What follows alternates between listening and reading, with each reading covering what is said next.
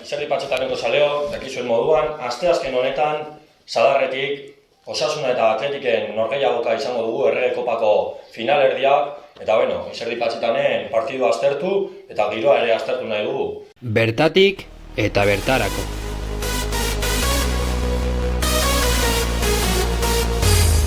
Lehenik eta behin, nola datoz bi euskal taldeak partidu honetara gautzak? Nik uste dinamika ezberdinetan nintzen dizen bi talde izela, Osasuna gorantzkoan edo intxet maila hon baten, eta Atletik esagunek dudaz betetan zinela, batez bekulitxe azkenengo partidu etxe jokatut eta bilu balute gironan kontra. Eta uste dut printzipioz favorito kartela edo Osasuna gekola, zik ikusko guztan man partidu. Bai, Biar, gure dutez, Osasuna zer? Bai, ados nago Gontzalekin ez. Dena dela, lehenik eta gure konoen nabarmendu finalerdi hau euskal futbola momentu oparo batean bizitzen ari den adierazle garrantzitsua dela. Sexta urtero ikusten bi euskal talde kopako finalerdietan kasu honetan. Eta egia esan Gontzalek esan du ez, gorritxoak goranzko dinamika batean datozela. Sevillaren aurkako neurketak nik uste dut sekulako euskoa emango diola talde gorritxoari, baina horren aurretik egia esan 5 neurketa zeramatzaten garaipena lortu gabe.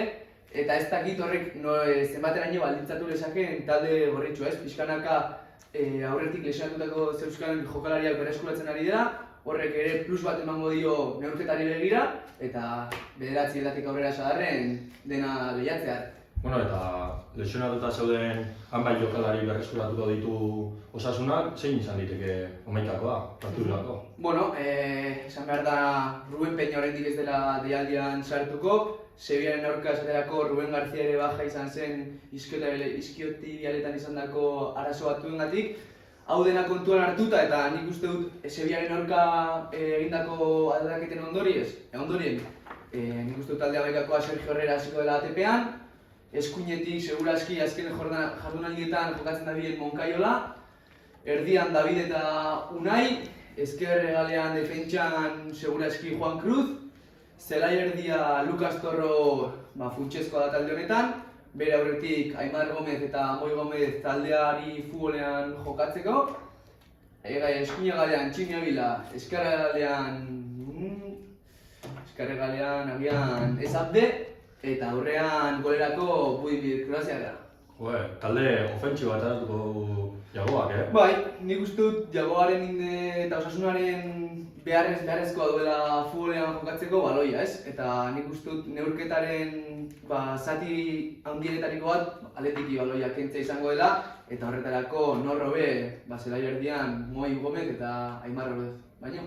Eta Atletiken aldetik, taldea dinamika txar baten dator, Gironaren aurkako partidua galduta, gainera min hartuta ditu hainbat jokalari, zer dioskuzu, Gontzal?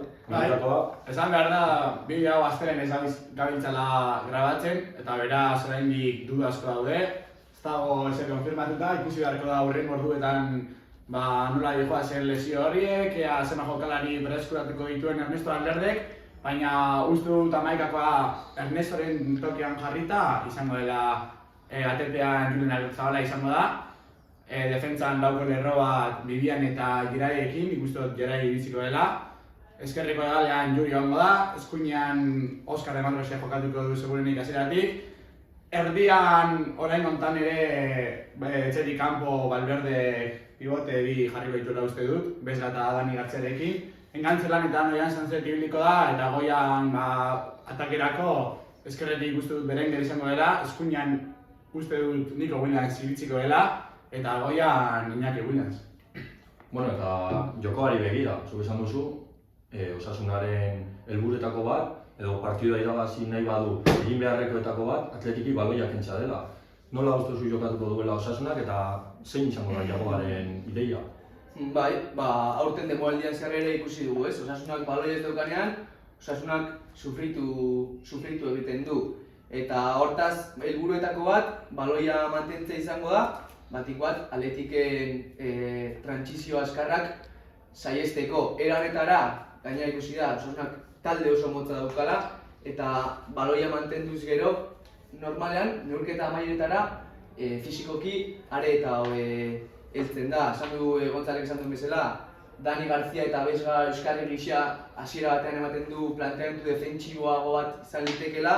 Hortaz, aurreko jokalarien mugikortasuna ere gakoa izan daiteke, eta batik bat, denok ezagutzen dugun Osasuna, ez? Erdiraketa asko, jokalari askorekin iritsi, batik bat bigarren zutoina horretan Tximi Abilak erdiraketetan min asko egiten du, eta neurketa seguraski hortik pasako da.